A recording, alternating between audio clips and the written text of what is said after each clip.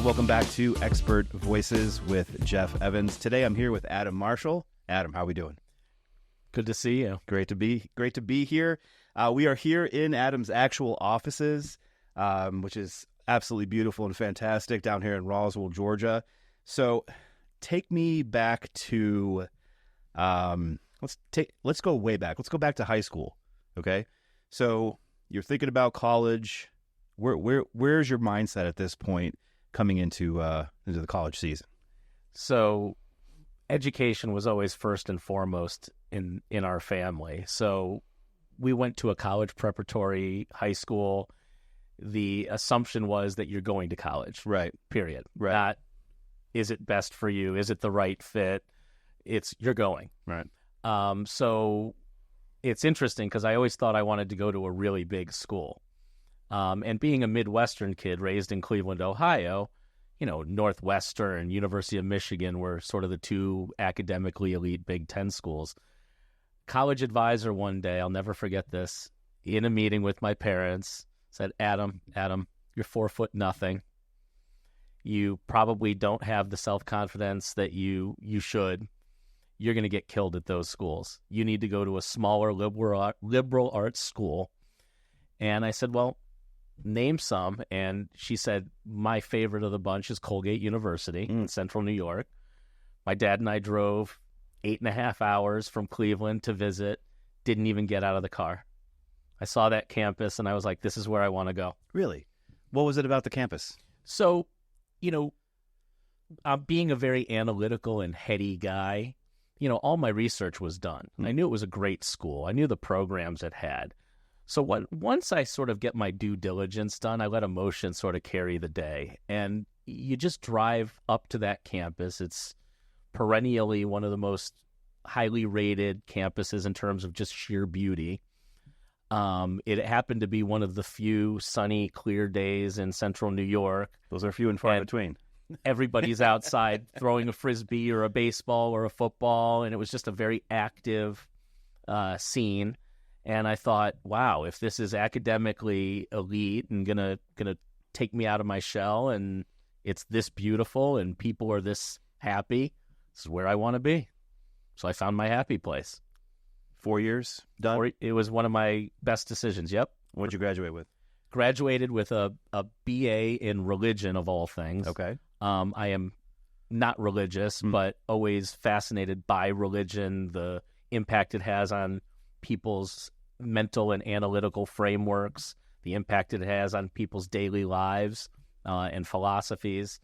But always knew that I was going to read, write. I'm a very verbal person. And that major allowed me I was constantly writing papers, analyzing texts, presenting to groups, all foreshadowing, all great skills for somebody who wants to interact with clients in the law. And then, for a couple of years, I was underemployed, trying to figure out what to do with life, and then finally realized law school was the answer, and went to Case Western Reserve back in my hometown of Cleveland, got my JD, and started my career. Now, when you started off as an actual attorney, what type of law were you practicing at that time? So I was hired in the firm's corporate group at that time, and that really was just an umbrella for any function of helping a corporation, a company. Okay. So I was, out of law school, I didn't know anything about the real life application of law. So I did some commercial leases. I drafted some employment contracts. I was kind of doing a little of everything. And one of the partners at the firm I started with took a liking to me. He became my mentor, and he gradually moved me into corporate restructuring, distressed M&A, which eventually led me to where I am today, sort of a hybrid, healthy and distressed corporate guy. So then how did you end up in Florida? So it was and maybe this is a little redundant, but it was a very cold, nasty February night in Cleveland. I was literally the last person in the office, and a headhunter called, and I was just having some fun. I was alone. I was bored. I hadn't seen my family in a couple days, and no one was around. Yeah. So I was playing a little bit with the headhunter, and, she was telling me about opportunities in town. And Cleveland is a very vibrant legal market, but it's a small town from the perspective of everybody knows everybody. Right. So every time she'd throw out an opportunity, I'm like, yes, I know that firm. No, not interested in that. I'm going to stay here. I'm going to stay here. I like this firm. I like this firm. And then jokingly, I said, well, I have a lot of family in Florida. If you had something in South Florida, I'd be interested. Dead silence. Fast forward 2 weeks, interviewed at a Miami firm, a New York-based firm with a Miami office. They flew me down, flew Stephanie down, my wife, and that's what got us down there. Wow. So it changed sort of the trajectory of my career. So when you moved to Miami, is this the firm that you are now a partner with? No. So I went through a couple of iterations of big law, the sort of international, very large, sophisticated law firms. Very thankful for that. I worked on very complex, very large, very newsworthy matters. Great for getting experience. Great for seeing the depth and broadness of a company's issues. Mm-hmm. I used to say that I bore very easily. So every day I went in, I was looking at a different issue or confronted with a different problem.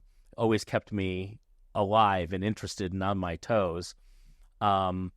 So what ended up happening was, as I developed my skill set, I wanted to become a more well-rounded attorney. And what that meant for me, how I defined that was, I wanted to see clients more. Mm-hmm. At big law, I tended to be the worker bee in my office, learning, researching, writing, analyzing and solving problems, which is all really important. That's the foundation. Right. And the meat and potatoes of what I do. But I also wanted to be able to see it in action, not have the client relationship be abstract. How is this helping the company? What is the company or the people behind the company? How are they really feeling? Yeah.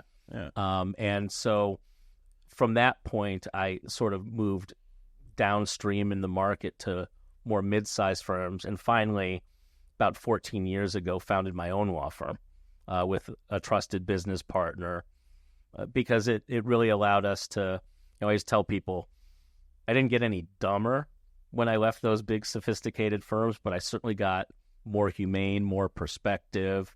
My rate became something that I could control and help with clients. So we started our own firm, grew that organically, and about 3.5 years ago, our firm merged with sort of our predecessor firm, merged with another, and that's how we became Lorium Law. Okay. So it's really the product of two Florida law firms that came together. We were like-minded, had really, we just kind of meshed, and it just kind of made sense to grow that way, and we did, and we branded it the way we wanted to and put the client first, and we have some actual fun in addition to helping our clients. Well, that's great. So one of the things that I've always had a problem with is trying to bring on a partner and having, just too many different opinions, or how do you work that? Like, how many partners are there right now between, well, it's one firm now. So, how many chefs are in the kitchen, as they say? Yeah, so we have 7 equity partners, so 7 decision-making partners, although we empower everybody to speak up. But what really works is, one, we check our egos at the door. We all know we're working for a common purpose, and that common purpose is to support our families, to serve our clients, to provide a good working home for our employees. So we know we're rowing in the right direction. Now, of course, we can quibble about how to get there, and we have different philosophies, but we all kind of, we fit like hand in glove. We all have different skill sets. We all have different strengths. We all have different likes and dislikes. So what that does is when we process an issue, we kind of know which partners may fall in certain opinions or camps. Well, that allows us to think critically before we even bring anything to the group. Right. And what's amazing is in the time that we've done this, I don't think we've ever taken a vote as a partnership group. Wow. We really generally reach consensus. I mean, technically speaking, we could vote and outvote one another on various issues, but we don't. And that, of course, contributes to the culture, which is really important to us. Right. We want it to be empowering, collegial, because we feel that trickles down to the client experience, which is really the most important thing. That is our business, client service. The law is just sort of the tool we use to serve our clients.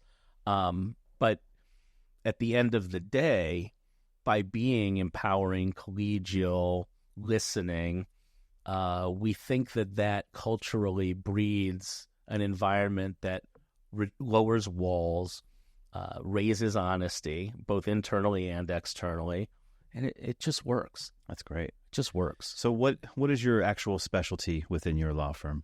So with respect to the substantive areas of law, I split my time now between the healthy and the distressed worlds. Okay.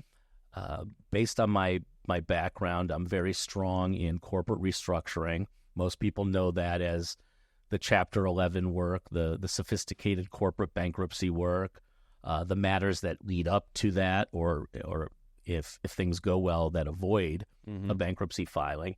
And of course, one of the strategies with distressed companies is distressed M&A, distressed mergers and acquisitions. So sometimes selling some or all of the assets of the company as a strategy to restructure and hopefully save some jobs and some intellectual property. The other part of my practice is what I call the healthy practice, the entrepreneurial practice, the businesses that are growing, that are operating. We are a full-service corporate firm.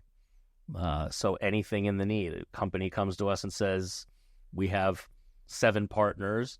We need a shareholder agreement. Can you help us sort through the issues and draft something that's tailored to our needs?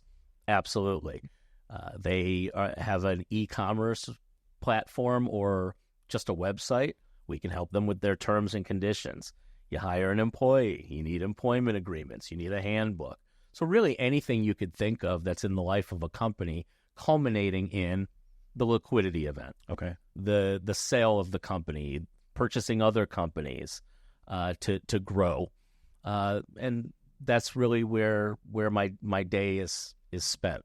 Can you give me an example, obviously without naming names of companies, of a great beginning to sale? Kind of walk me through the process of one of these clients of yours from when they first communicated with you all the way through to the end.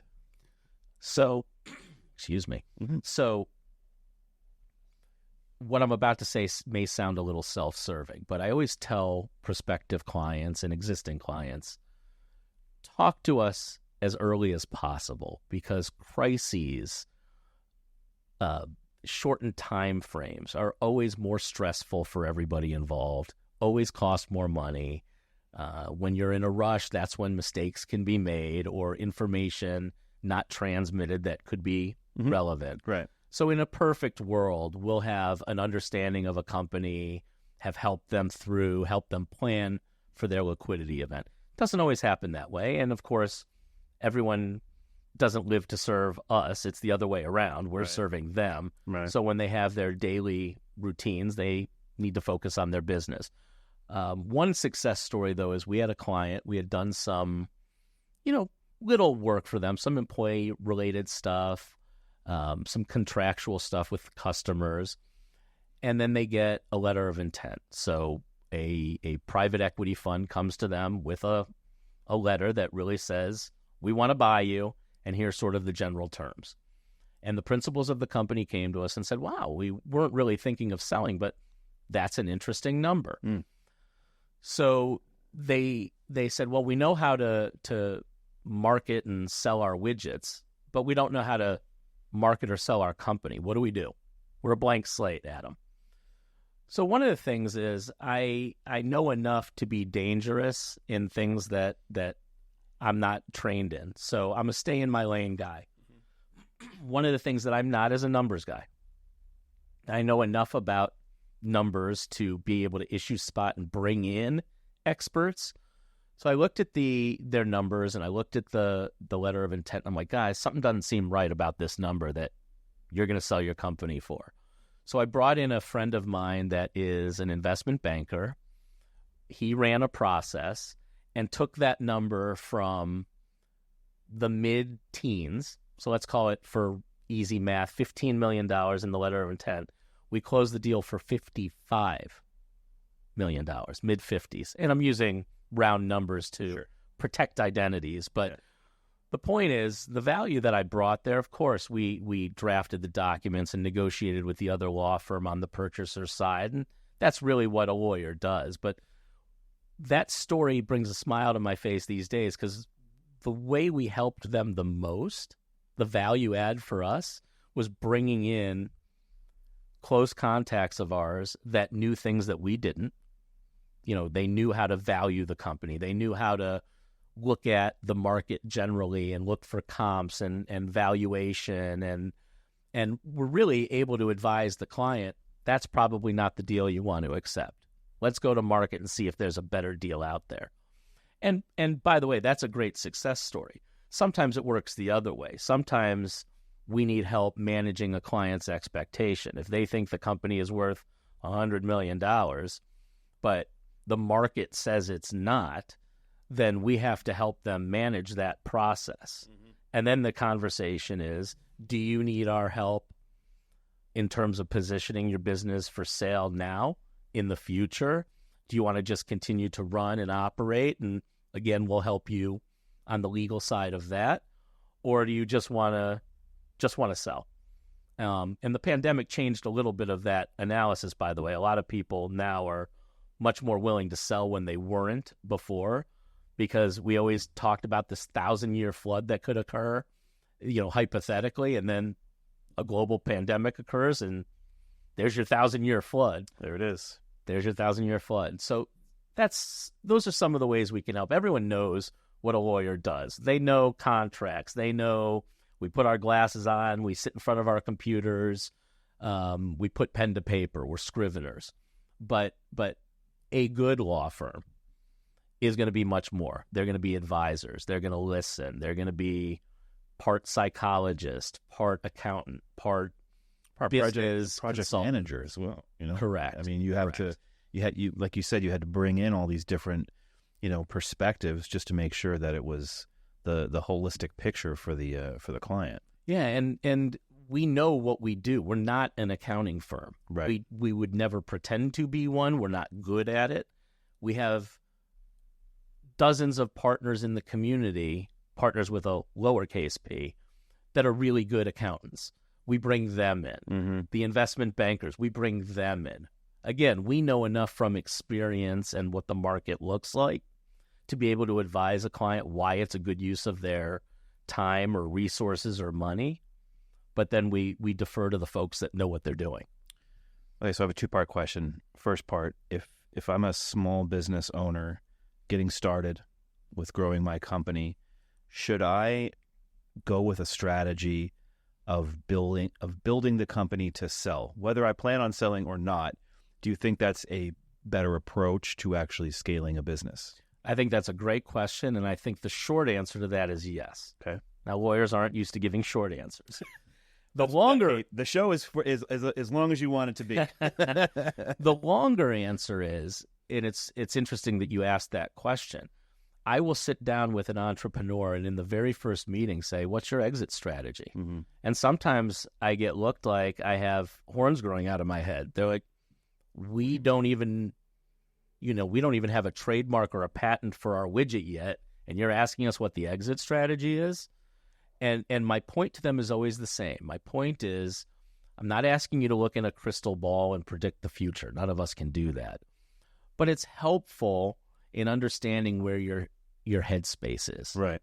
It's helpful for us to know, do you have children and you want this to be a generational play? Are you going to hire key employees and want as your exit strategy to be to turn it over to your employees or start giving them equity to incentivize them to stay and build a culture and develop the business? Mm-hmm. Or is your play, hey, I want to build this thing and sell and move on to something else and build that up and sell? Often that can give us ideas as to how to structure a company.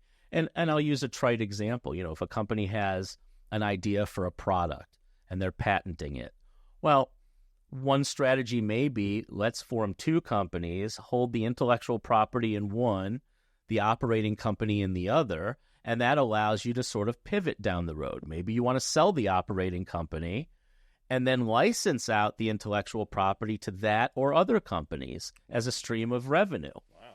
Well, sometimes that helps us understand, getting into the mindset of the owner, the entrepreneur, the C-suite, helps us formulate custom-made strategies that position a company for that exit. And it could be that it doesn't happen for 10, 15, 30 years. Could be that it happens in 4 or 5 years. But if you build, I always tell prospective and existing clients, you build the house from the foundation up, not from the roof down. So as long as you have that strong foundation of a shareholder or operating agreement, customer agreements, terms and conditions on your website, now you can pivot in any direction. Because if somebody wants to come in and make an offer, they're going to ask to see all of that stuff in a due diligence room. Right. You need to have it anyway. Yeah. So why not have it and do it the right way? And oh, by the way, even if you don't want to sell and you just want to move forward and grow your business, it certainly helps investors know what they're getting into and understand, wow, these people have their act together. They have all the legal documents, so I know what I'm investing in. That's great. It gives employees comfort. Oh, here's the employment manual. I know what's expected of me on the job. I know how I can make more money. I know how I can advance. I know how I can earn equity, if any of those things are applicable. So doing things the right way is never the wrong answer. Never. But it allows us to help a client develop over time. Okay, so, and that's healthy and positive. So let's get to some of the negative, if you will. Not negative, but, just more of a distressed atmosphere. So when should a business owner look at communicating with you? When is that kind of that breaking point that you've seen? Yeah, so there are a couple of telltale signs, and sometimes the entree is on the legal side, sometimes it's on the accounting side. If things are running really well for a company, then the accountants and the lawyers are always talking to each other, so we can kind of see the warning signs. And some of those warning signs are, sometimes very obvious and very basic. Ooh, cash is tight. We're having trouble paying the company's bills as they come due. In the old days when things were good, we paid bills within 30 days. Now it's 45 or 50 or 60 days. Now, what can cause that? That's where things get more complicated and need analysis. Is it that there's a global downturn in the economy? Is it that your industry has been disrupted? Is it that the cost of money, interest rates have gone up and some of your financing is a variable rate? Mm-hmm. So we need to dig into what the core problems may be. Is it operational? Is it financial? Is it a little of both? And then from there, we can help craft strategies to help get them through it. Sometimes it's as simple as negotiating with key creditors or a lender. Sometimes it involves something more complex like a bankruptcy filing. But it's always with an eye on how do we help the business owner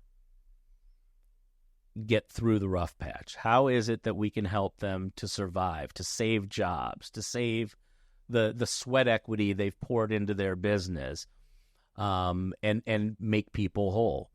And again, sometimes that's through a reorganization in court, a Chapter 11. Sometimes it's, maybe the business has run its course. The way to exit and maybe preserve some of those jobs or take some chips off the table is to sell the company. That's when we kind of need to really pivot, think about creatively what the company what's best for the company and its creditors and employees, and craft a solution. Do you find that management plays a role in the downfall of some of these companies, in not negligence, but lack of a better term, but just a lack of self-awareness in regards to how the business is currently being run? Yeah, I mean, of course. Now, in certain cases, it's no fault of management, obviously. Again, it could be wider economic issues, a pandemic, interest rates, could be anything that is unforeseen and disruptive. It could also be a misguided but honest attempt to grow the business. For example, Red Lobster, everyone keeps talking about their endless shrimp promotion and what impact that had on their downfall. Well, one could argue that failed miserably and flamed out, but probably in some meeting in some boardroom somewhere made perfect sense to somebody. So it's not always malfeasance or bad intent. It's sometimes just bad execution or just an idea gone wrong. But yeah, management and their willingness to own up to that, their willingness to make changes, their willingness to learn from those mistakes and grow, that's going to dictate how desperate a company becomes. That's going to dictate the ultimate strategy for solving problems on both the legal and business side. I can definitely see that. I mean, we're in an interesting phase now, specifically with AI, where every day things are changing and growing at a rapid pace. And if the business is kind of large and, for lack of a better term, clunky, it's harder for them to pivot and to continue to grow with the times, specifically with digital, social media, things of that nature. Obviously, that's my specialty. But, I mean, if you're not continuing to look at that and grow from these companies, they're going to end up being, dead. Seriously. Yeah. And if you look at any of the sort of high profile, let's look at retail or restaurant failures from recent times, a lot of it is just failure to adapt to new realities. Red Lobster, again, not to pick on them, but it's timely in the news cycle that we're in. Yeah. They were very popular amongst the baby boomers, but they never really did anything to broaden their appeal. They never really did anything to redefine themselves, create a new market, become and stay relevant into the future. So, yeah, can we say endless shrimp, promotion gone wrong, killed the company? It's probably a very overly simplistic analysis. Of course. I think their problems were much deeper. Do you see any other, retail specifically, my goodness, go into the mall these days, everything's either gone or it's just random stores that I've never heard of in my entire life. What are the trends that you're seeing there? Yeah, so there's a great deal of pressure on retail and restaurants. I think there's going to continue to be. We have some very large disruptive players. You can't have the mall conversation without mentioning Amazon, of course, and how it changes our buying. Now, there are some success stories there. Best Buy for many, many years was, the so-called experts had them teetering on the edge of insolvency or going the way of Circuit City. Yeah. But they've kind of done some things that have redefined themselves. They've entered into some strategic partnerships. They've done some things that have a value add. They're kind of a good example of hey, we can adapt with the times. We can pivot. I think Barnes and Nobles would be a good example these days as well. There's another one they're building one in Dawsonville. Well, again, they've found certain niches that the brick and mortar model works. And what a lot of people, it's interesting that you bring up Barnes and Noble. A lot of people forget that Amazon way back when started as a book retailer. You bet it did, yeah. I mean, that was their bread and butter, and people thought it was crazy that they were going to disrupt the book space. Well, here we are now in 2024, and they've disrupted every retail space. Borders is gone, just from the book line of things. Books A Million, I think, is still around a little bit. Borders, B. Dalton. Yeah. Oh, yeah. Barnes and Noble has taken their ups and downs. Well, they pivoted a lot. They're obviously, they're big on their retail items now. If you go to a Barnes and Nobles, it's half of the stuff in there is not even a book anymore. Yep. It's just tchotchkes. Yeah, absolutely.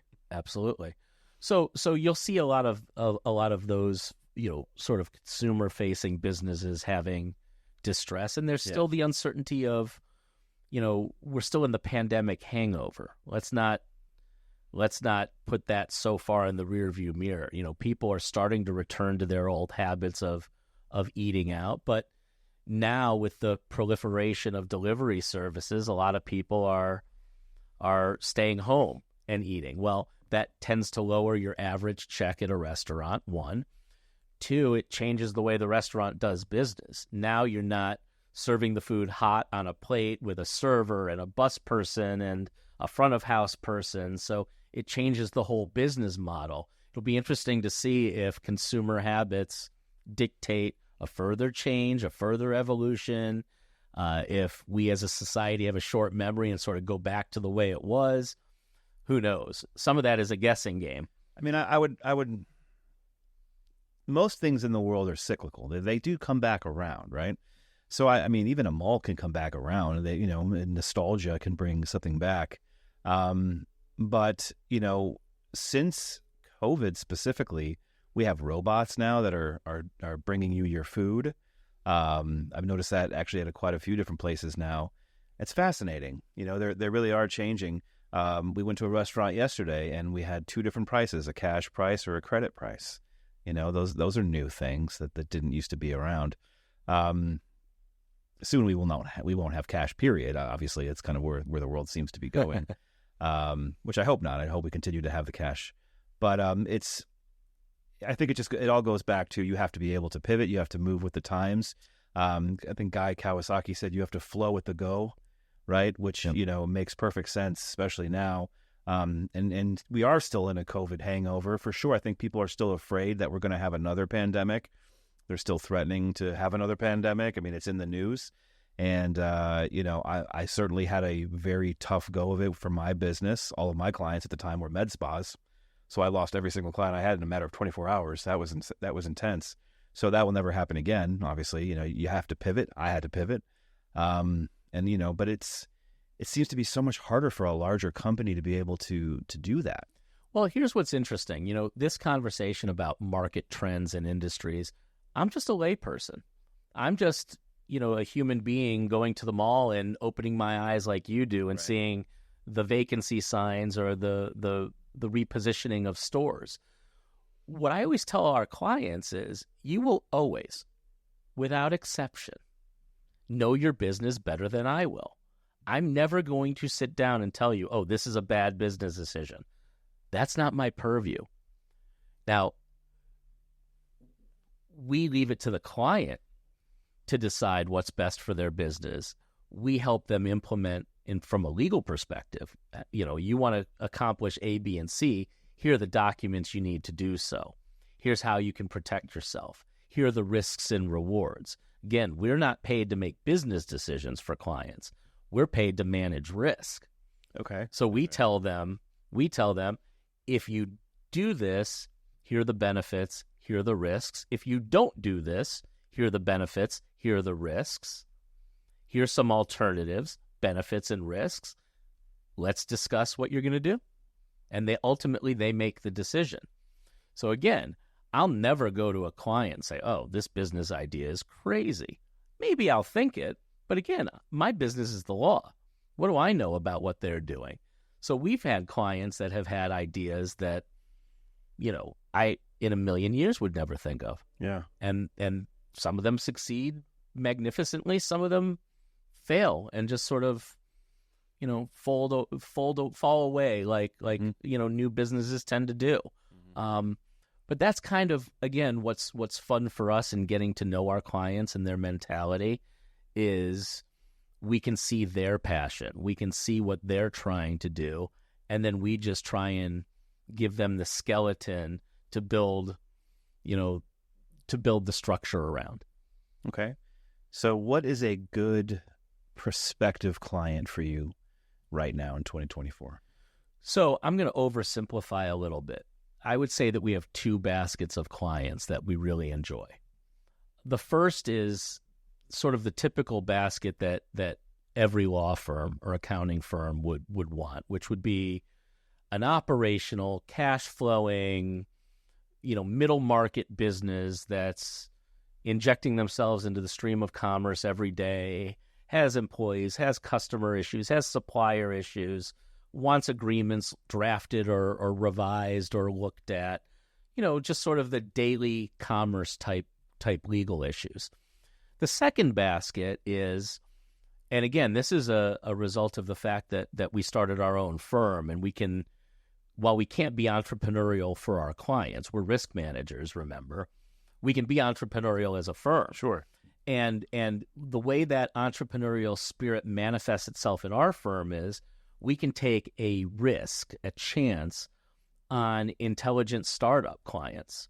So clients that still need those important foundational legal documents, the operating agreement, the shareholder agreement, the terms and conditions for a website, the things that every business needs, but they don't have the cash flow yet to be able to go to some of our old firms and pay those rates or pay those fees.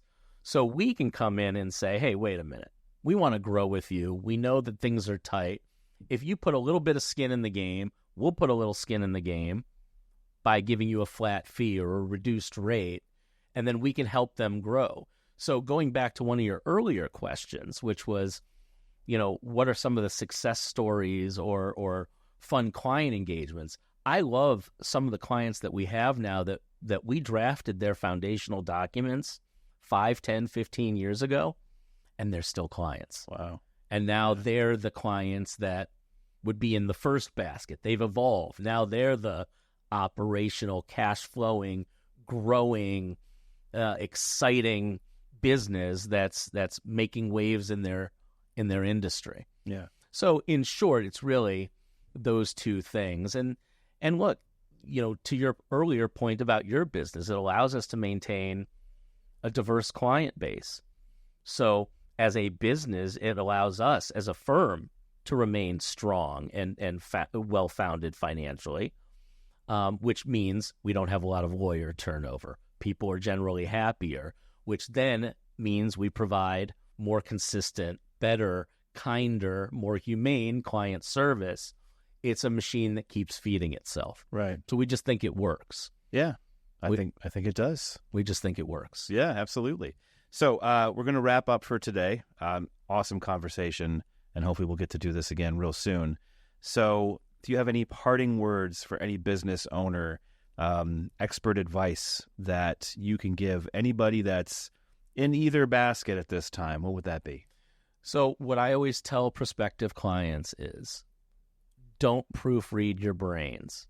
If you have something that's keeping you up at night, again, one of the first questions I ask any prospective or actual client, what keeps you up at night?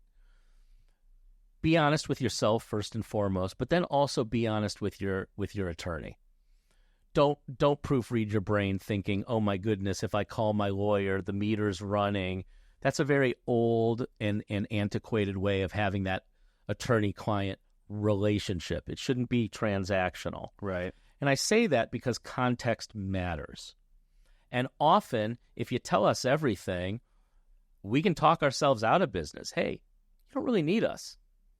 It's not a legal issue. Don't worry about it. Or, hey, save your money on us. Go talk to your accountant. I think it's something that they can fix. It's a numbers issue. Right. So, again, going back to sort of a common theme that we've discussed today, deal with your problems or your concerns or your growth or whatever's on your brain head on, quickly, efficiently, so that things don't fester and become a big problem. Right. Because then your timeline becomes more exaggerated. You're rushing. You're desperate.